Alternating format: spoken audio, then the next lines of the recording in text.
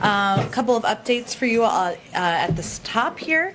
After the president is briefed by his COVID-19 response team this afternoon, he will speak to the American people about the strong progress that the country has made in recovery because of its robust vaccination campaign, as well as the importance of every eligible American getting vaccinated, especially as the Delta variant continues to grow among unvaccinated people across the country.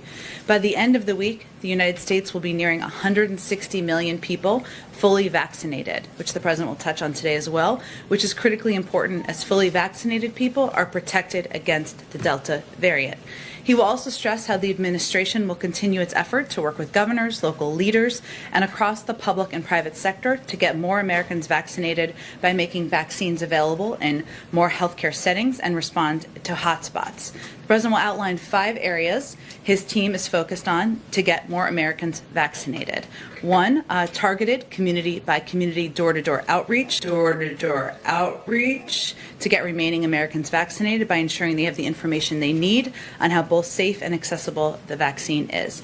2, a renewed emphasis on getting the vaccines to more primary care doctors and physicians, something that we've seen as a very successful tactic with reaching groups with lower vaccination rates in the past few months. 3, stepped up efforts, which is complementary to my last point, to get vaccines to pediatricians and other providers who serve younger people so that adolescents aged 12 to 18 can get vaccinated as they go for back-to-school checkups or get ready for fall sports.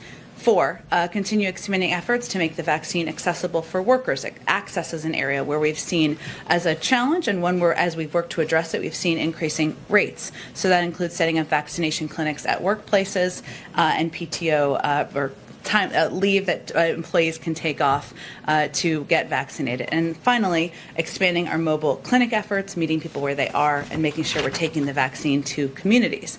Another COVID update this week, both Guatemala and Vietnam will be receiving COVID vaccine doses from the Biden-Harris administration. Guatemala will receive 1.5 million doses of Moderna, and Vietnam will receive 2 million doses of Moderna. Also today, as part of the president's forthcoming executive order on competition, stay tuned, the U.S. Department of Agriculture announced it will engage in a series of rulemakings to increase competition in agricultural industries to boost farmers' and ranchers' earnings, fight back against abuses of power by giant agribusiness corporations, and give farmers the right to repair their own equipment how they like.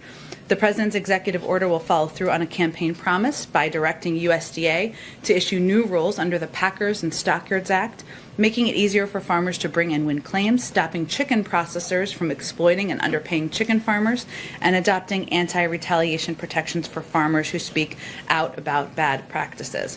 Second, the EO will direct USDA to issue new rules defining when meat can bear a product of the USA labels so that consumers have accurate, transparent labels that enable them to know where their food comes from and to choose to support American farmers and ranchers. Something I learned that I found a little outrageous, we'll see what you all think, is that under current labeling rules, most grass-fed beef labeled product of USA is actually raised and slaughtered abroad and then imported to the U.S. for processing. The president and the USDA believe it is unfair for domestic farmers and ranchers to have to compete with foreign companies that are misleading consumers.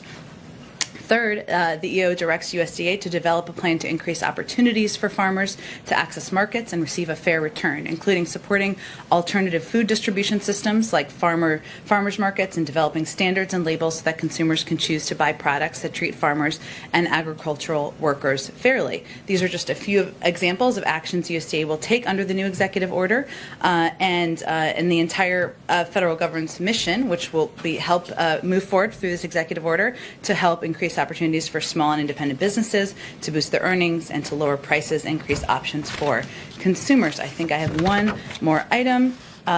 Yes, a number of you had asked me on the last trip I was on if we could do a little more to preview trips farther in advance. So I'm going to try to do that today. As you all know, tomorrow the president will travel to Crystal Lake, Illinois, which is located in the district of Congresswoman Lauren Underwood. There he will visit McHenry County College, a community college that has a workforce development program and a child care center, programs which his Build Back Better agenda invests in, and the American Families Plan, we've talked quite a bit in here, has proposals in. As the president presses for the bipartisan infrastructure framework, he's also pressing ahead on a dual track for the full breadth and scope of the Build Back Better agenda, which includes his critical climate priorities and the American Families Plan. The president's Build Back Better agenda provides a once-in-a-generation investment in the foundations of middle-class prosperity, education, healthcare, and childcare. From making education more affordable and expanding key provisions like the child care tax credit to providing economic security through programs like paid leave to families, the president will continue advancing his entire economic agenda to build back better. Congresswoman Underwood, many of you may know, is a registered nurse, health policy expert, and committed advocate for expanding access to high-quality, affordable health care, which the Build Back Better agenda accomplishes by permanently lowering health insurance premiums for those who build coverage on their own, saving families an average of $50 per person per month. As a result, 9 million people would save hundreds of dollars per year on their premiums, and 4 million uninsured people would gain coverage. He'll also, of course, engage with elected officials on the ground. We'll have an update for you as the schedule is being finalized on that.